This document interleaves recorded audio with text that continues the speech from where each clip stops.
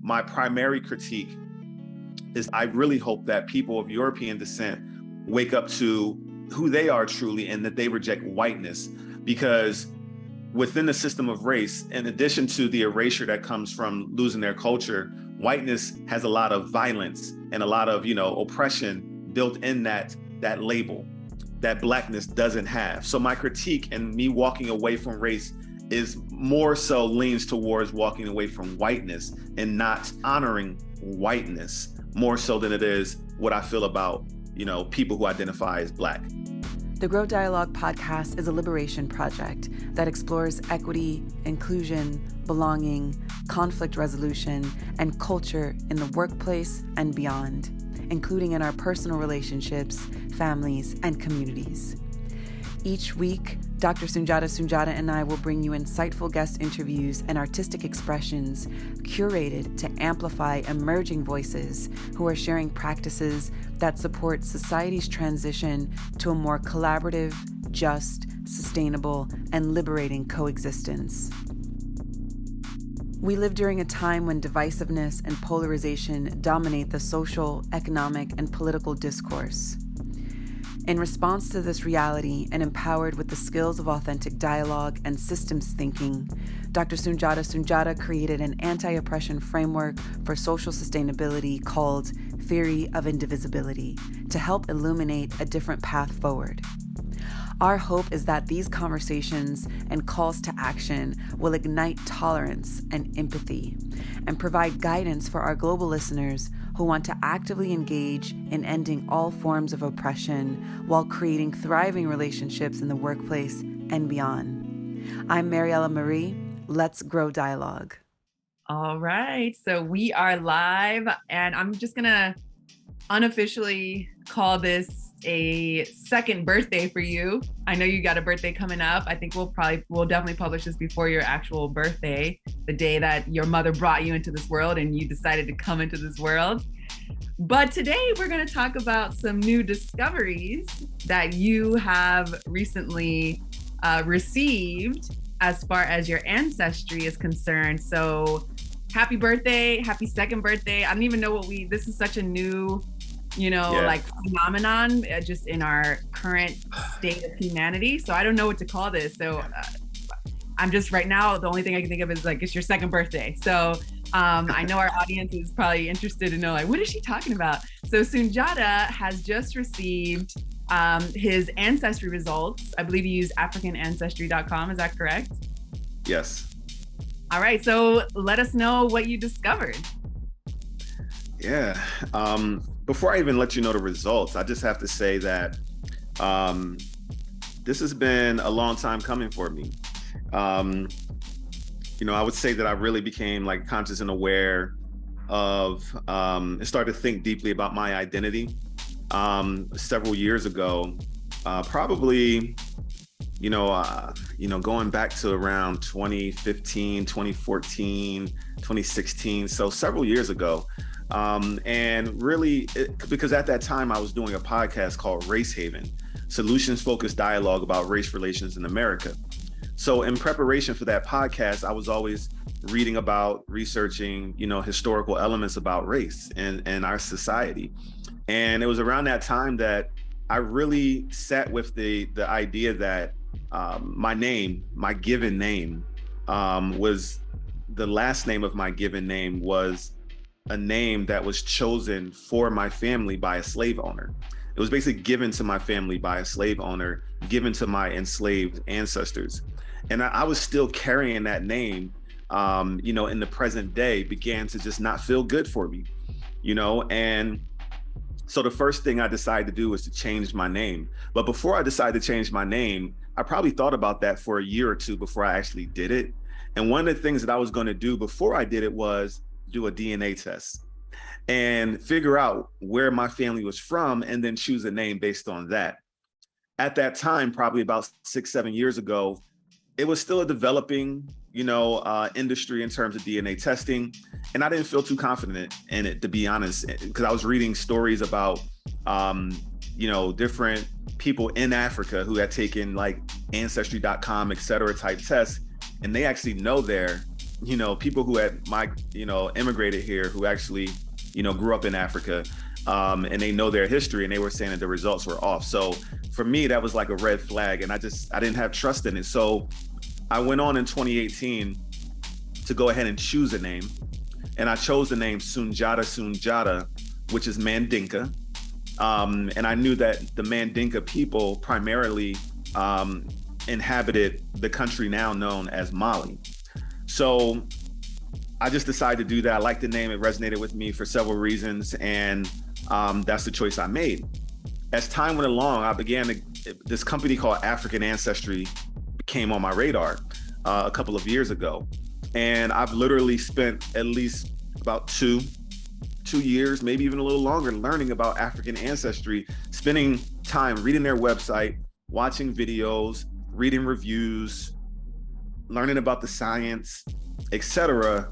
And I got to the point where I was comfortable going with this company because one, they are owned and operated by people of African descent in America. They have the largest database of actual indigenous African people from which to test from to match results to. And I love the fact that they could track, because of that, they were able not only to trace my ancestry back to a modern day country in Africa, which has been the names that have been given to them after, colonization, but also to an indigenous tribe in Africa. And that got me really excited to think that I could connect back to an indigenous people or groups of indigenous people by name, by tribe. And that became really, exciting to me, and I decided to do it. And they do two different tests.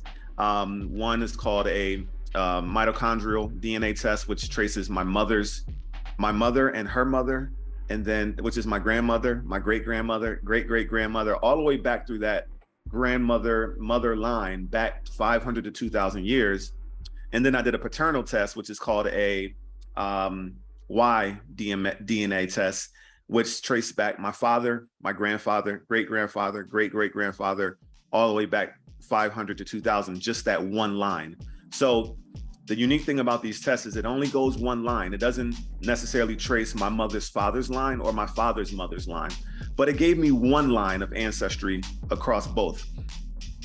And I did it. And what I learned was the great reveal, right? Let's get the drum roll. So I learned for my maternal genetic ancestry that I descend from the Fula people living currently in the country of Guinea-Bissau in West Africa on the coast, as well as the Capel people living in Liberia, and the Mende and Timni people living in Sierra Leone. So those countries are all very much close to one another on the western coast of Africa. And it was just for the first time in my life, you have to understand, for those who are listening, I'm not sure to what degree people have processed what I'm about to say, or at what stage in their life they process what I'm about to say, whether you're a person of African descent or someone else. But as someone who grew up in America, who is primarily descendant of enslaved Africans whose ancestry was cut off, whose names, heritage, language, culture was taken from them once they were enslaved. So therefore, I was born into a world with no ties to my true roots. My roots and my ties, literally, that I know of, literally only go back 100 and something years to a plantation based on name, which is the Speed name, which is my given last name, goes back to the Speed plantation. And I'm so grateful that I'm alive during a time where we have access to the science of DNA science and genetics, where I've been able to find place again to Africa, beyond just saying I'm from somewhere in West Africa. I literally, July 11th, 2022 is when I now can say that I am attached to specific people in specific countries or regions of West Africa, and it's very meaningful to me. So that's my maternal results. Now, here comes my paternal results. So the paternal results were really interesting because my paternal line leads back to, drum roll,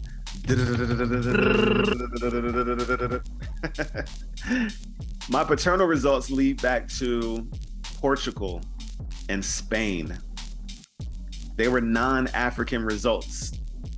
And African Ancestry did a good job of preparing me and people who purchased their tests to know that there's a 35% chance that I would get a non-African result on the paternal side.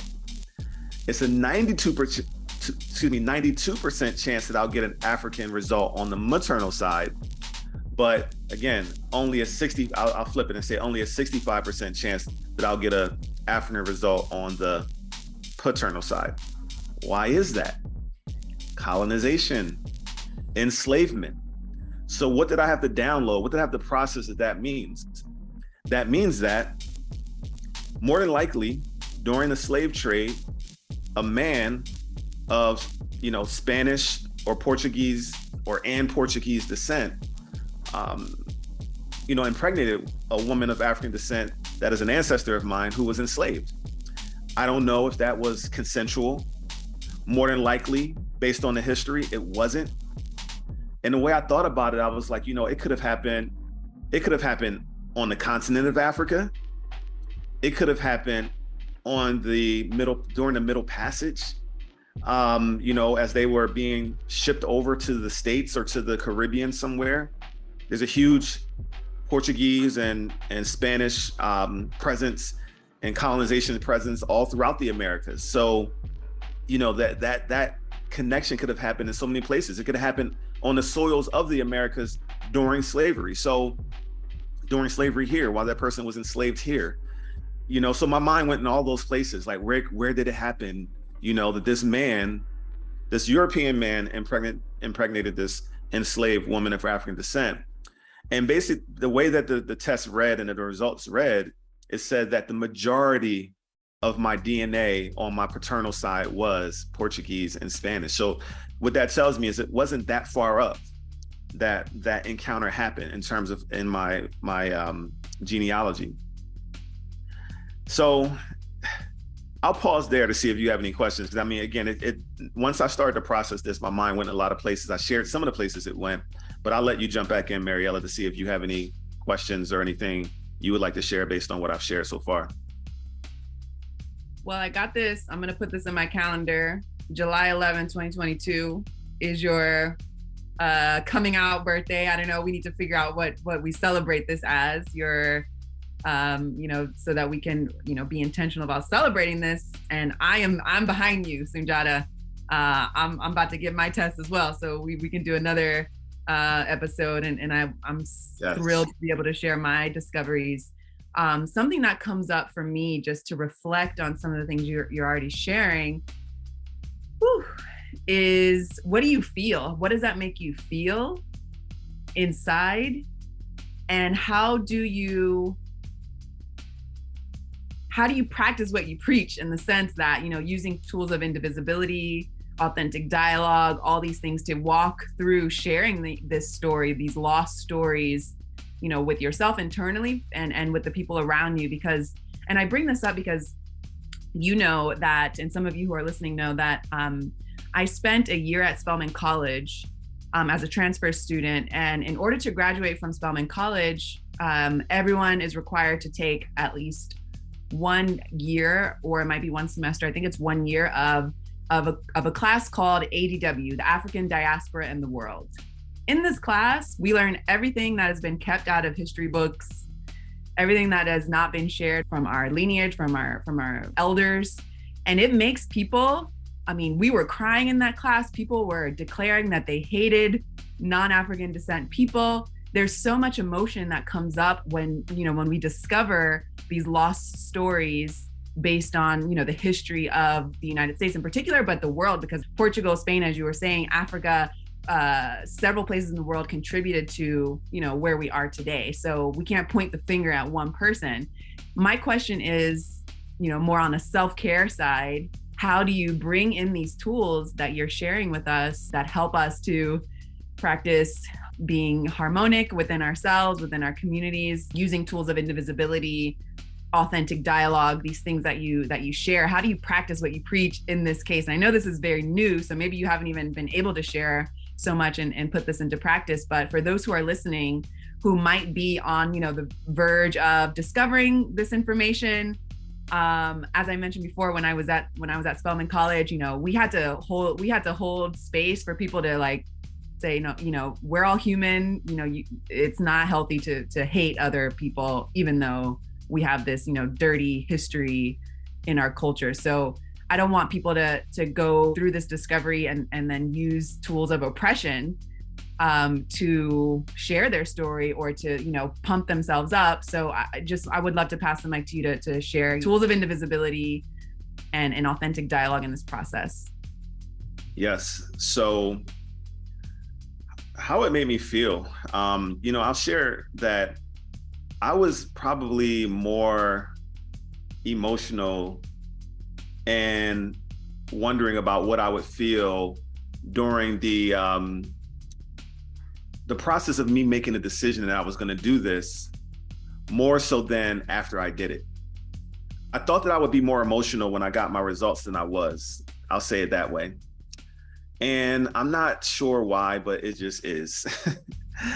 But another thing that I'd like to bring to the forefront based on what you shared about what happened in your class, I grew up for the majority of my life. I remember very early on as a young person when I started to learn about segregation and slavery in America, that I at one point as a teenager, I had thoughts, a young teenager, 12, 13, 14, that I hate people of European descent, people who identify as white people in this country. And I remember thinking that after I watched the movie Mississippi Burning, and it was about the freedom riders and things that happened in the South. And after watching it, I was like, I hate people of European descent. Back then, I would say white people. And what's interesting is, as I've continued to learn, as I continue to just be curious, my feelings have definitely evolved in understanding that I can't hold a whole segment of group of people accountable for something that, some people did. And then as my lens continued to grow and I continued to evolve as I got older and I started to understand systems, I began to understand how systems are more influential than individual choices. And that's something that I've said for people who follow my work and who may have listened to my Theory of Indivisibility podcast. They've heard me say that over and over. And what I mean by that is that sometimes people are in a position to cause harm, and unintentionally, because we're simply playing the game by the rules of the game, meaning we are literally just following along and doing what we need to do based on the way our current socioeconomics and political systems are set up. And, an example of that, for example, I can say, we can talk about environmental degradation. I'm sure in our day-to-day lives, no one intends to do things that hurt the environment, but we all do, unintentionally, unconsciously even, because we're just doing things the way things have been set up.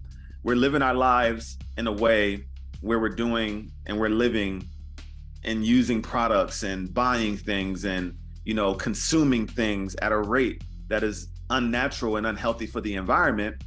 But as individuals, none of us as one person can tip the scale on that. Flying airplanes, driving cars, eating meat every day. Like, so many things that I've learned that have a negative impact on the environment that is beyond, all of us as individuals. Another example is just by simply living in this country and owning a home and doing the things that we do, we are participating in the oppression of the indigenous people of these countries, of these lands in the Americas. By us participating in the American dream and wanting to, again, own things and do all these things, we are going against their way of life. And we are unintentionally, unconsciously keeping them oppressed and harming the land that they had a relationship with, where they were stewards of land, not owners of land. And here we are living out the colonizer's dream by wanting to own land and consume and make a lot of money and work and all these things that contribute to this capitalistic system that it hurts the land and it hurts so many people. But is it intentional, or are we just playing the game by the rules that were given to us? So I'll go even further with that now to explain where I'm going with this. So one of the things that I've learned more recently that I did not know, growing up, my understanding of slavery was that people from Europe took ships down to Africa, went in with their guns, and violently kidnapped Africans and brought them to the Americas and Europe for slavery. I've since learned that that's not what happened. I've since learned that there were people in power of African descent who traded enslaved Africans to the Europeans. And there was a whole system. It wasn't called capitalism then, but there was a system where these people in power would get goods and resources from Europeans in exchange for enslaved Africans. And I had no concept of that until literally within probably the last 5 or 6 years. And I've since read books. I've since seen certain shows that have evolved to now, like shows about slavery and historical shows that have evolved to show that part of it. And with the test that I just took from African Ancestry, they actually provide a document that tells the history from the various places that you could be from. So when I read the history of my indigenous people, it spoke about that. It actually spoke about how some of those people were enslavers, meaning they were the ones capturing and enslaving other people of African descent and trading them to Europeans. So when you talk about placing blame and being upset with Europeans, then you would also have to be upset with our African ancestors and those who participated in the slave trade on that continent. And there's so much more, I can go deeper in that, but I'll stop there. And I say that one of the things that I learned through systems thinking is there's no one to blame. There were so many forces that contributed to this idea of trade and exchange of goods for more resources to get ahead and have more power. And power over and control as a system had already left the train station and infiltrated its way into many societies, including into many places in Africa that contributed to the slave trade. And it continued to evolve in terms of different, like, let's say, economies and economic systems that led to a lot of different outcomes that oppress people even today. So it has further gotten me away from the idea of blame and shame and more into the idea of what can we do now going forward to improve relationships and to make sure that we aren't oppressing people. How can we create new systems that don't perpetuate those oppressive systems from the past? Yes. Oh my goodness. I feel like we need a whole season to unpack this, because I have so many questions coming up just from your thoughtful response and the research that you've done, even in regards to, making sure that you wanted to go with this particular company in order to do the test. So I just applaud you for all of that intentionality. We've only got a couple minutes left. So what's next in the liberation process for you? And what would you like to throw our way so that we can consider that as we explore these topics more? So for one, I do plan on taking a test with a company called 23andMe. They do an autosomal test, which takes into account all of our DNA from as far back as 500 years. So it doesn't go back as far, but it does trace all the lines, and it gives a percentage breakdown of the various ethnicities and our background based on our DNA. And so that's next. Another thing is that this information continues to evolve my mindset on the system of race. And, a year or two ago, I decided to reject the system of race as a social construct and understanding that it's man-made. the idea of race is man-made. And this idea that there's Black people and white people in the world is man or human-made. It's nothing real, it's nothing true, it's nothing scientific about it. So these results and these tests further confirmed for me my decision to reject race as a social construct and to reject the idea that there's white people and Black people in the world. I believe that there's, people of European descent who have rich cultures of, Spanish and Italian and Irish and British, histories and ethnicities that even go beyond that.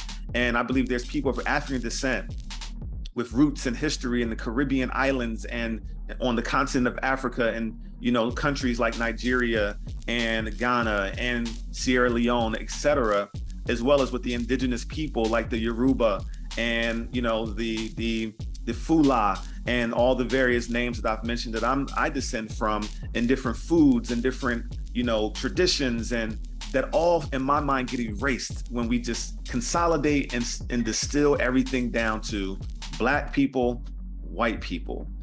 And I believe the future, when you ask me what I think is next, I see a future where more and more people will start to take these tests and learn the truth. Because the reality is, I consist of, as of right now, and I'm gonna learn more, but I know I consist of people of African descent and I consist of people of European descent. So I choose to honor and embrace my full heritage, all elements of where I'm from.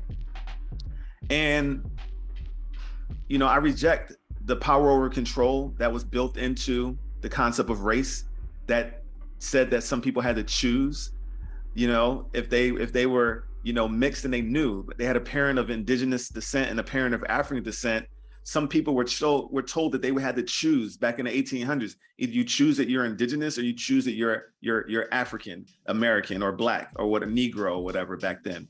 Or if you have a parent of European descent and a parent of African descent, because of the quote unquote one drop rule, again, which is rooted in slavery and power over control, and the idea that, we can place you in this caste, this social caste, this social hierarchy.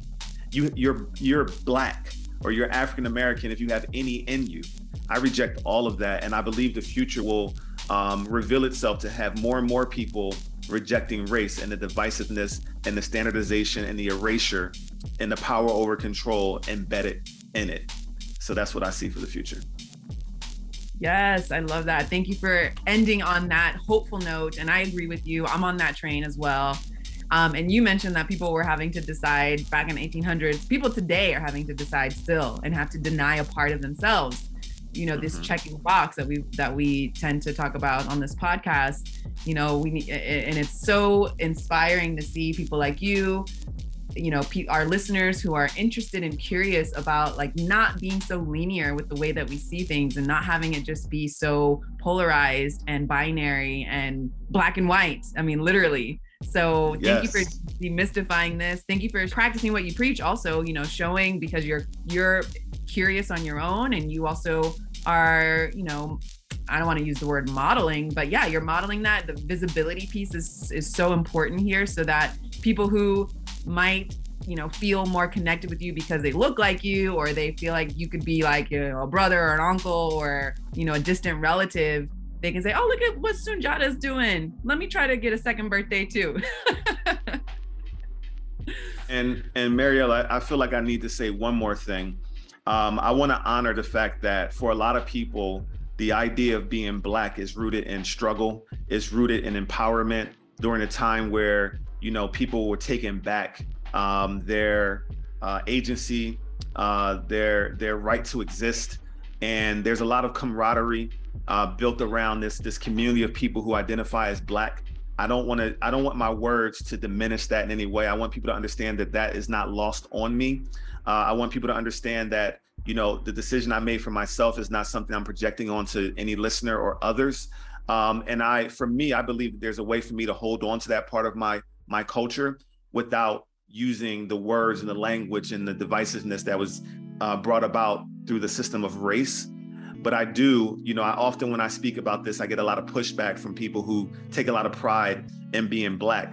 And I just want to say that my primary critique is I really hope that people of European descent wake up to who they are truly and that they reject whiteness, because within the system of race, in addition to the erasure that comes from losing their culture, whiteness has a lot of violence and a lot of, oppression built in that label that Blackness doesn't have. So my critique and me walking away from race is more so leans towards walking away from whiteness and not honoring whiteness more so than it is what I feel about, people who identify as Black.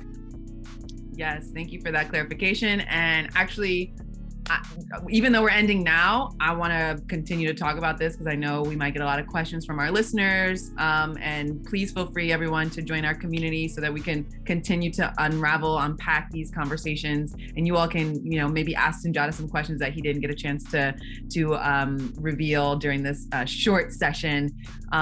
Thank you so much for sharing your story. Thank you for sharing your truth. Thank you for, having the courage to find out the lost stories of your people. And we'll see you on the next podcast episode, everyone. Take care. Love y'all. Peace. Thanks for tuning in to the Grow Dialogue podcast. Remember to join our Grow Dialogue community to continue the conversation, activate authentic dialogue, and to get exclusive content, discounts, and special offers on curated artwork and music from independent artists from the Americas.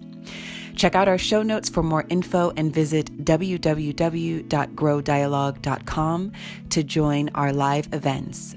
Don't forget to support us on Patreon. We really appreciate your support.